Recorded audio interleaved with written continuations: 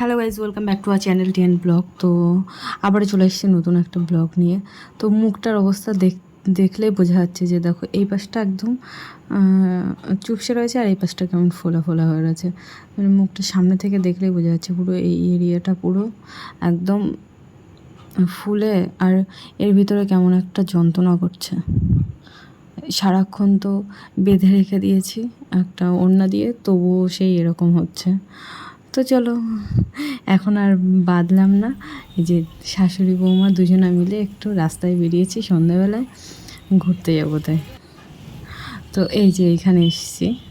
তো এইখানে তোমার রামনবমী উপলক্ষে যজ্ঞ হচ্ছে। তো বিকালবেলা ঘুমিয়েছিলাম, সেই জন্য আর আসতে পারিনি। তো এসে দেখি যজ্ঞ শেষ। যে তখন ওই সবে যজ্ঞের আগুন এখনও এইখানে জ্বলছে। এইখানেই তোমার সাধু সন্ন্যাসীরা যারা আছে তারা এইখানে করছিল, আর এইখানে 50 জন ব্রাহ্মণ মিলে নাকি একসঙ্গে বসে তাই যজ্ঞ করেছে। কিন্তু আমাদের তো দেখা হলো না।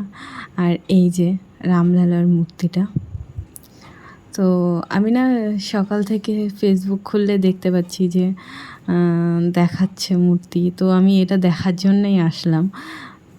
তো যে কাজ থেকে আসলাম, আর একটু ওই যে যজ্ঞের যে টিকা না, ওই টিকাটাও নিয়ে নিলাম এনাদের কাছ থেকে।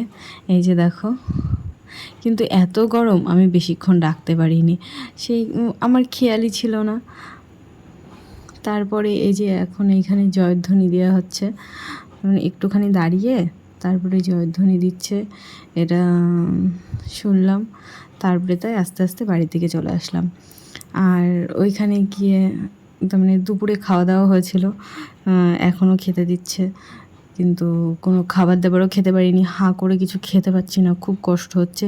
তো শুধু মুখেই চলে আসলাম। রাস্তা থেকে কিছু খাবার দাবার, লাড্ডু, চিপস, এসব ভাজা এসব কিনে নিয়ে চলে এসেছি এসব খেয়ে, মানে ওইখানে তো আইসক্রিম, ফুচকা এসব তো কিছুই খেতে পারবো না, সেই জন্য আর না খেয়ে চলে আসলাম বাড়িতেই। কী করবো এইসব খাবার নিয়ে। আর এই পাশে ভীষণ সলে যাচ্ছে, কষ্ট হচ্ছে খুব। তো যাই হোক, আজকের মতো ভিডিওটা এখানে শেষ করি। দেখা হবে আবার নেক্সট ব্লগে। ভিডিওটা ভালো লাগলে লাইক কমেন্ট করে দিও। Tata, bye. দেখা হবে আবার নেক্সট ব্লগে।